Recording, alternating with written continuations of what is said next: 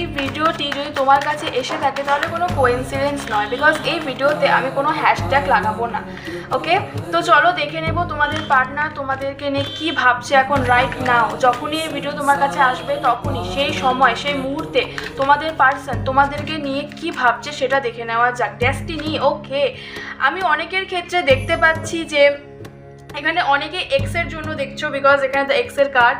এখানে দেখো, এখানে তোমাদেরকে মনে হচ্ছে তোমরা দুজনেই বা তুমি হয়তো তার প্রতি প্রচণ্ড পরিমাণে ডিপেন্ড হয়েছিলে, বা সেই মানুষ তোমার প্রতি প্রচণ্ড পরিমাণে ডিপেন্ড হয়েছিল বলে ডেস্টিনি ইউনিভার্স তোমাদেরকে আলাদা করেছিল।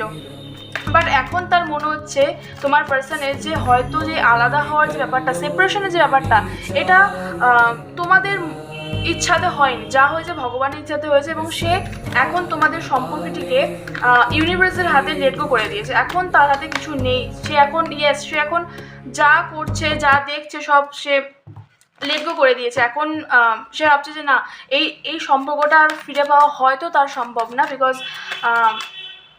বিকজ এখন সব কিছুই এখন ইউনিভার্সের হাতে রয়েছে। এবং এটাও দেখতে পাচ্ছি তোমাদের লাইফে না, তোমাদের দুজনের লাইফে কিছু একটা হাইড রয়েছে যেটা খুলতে চলেছে। Yes, divine timing. দেখো, ডেস্টিনি অ্যান্ড ডিভাইন টাইমিং, আমি প্রথমেই বললাম যে তোমাদের লাইফে ডিভাইন টাইমিং আসতে চলেছে এবং নতুন কিছু শুরু হতে চলেছে।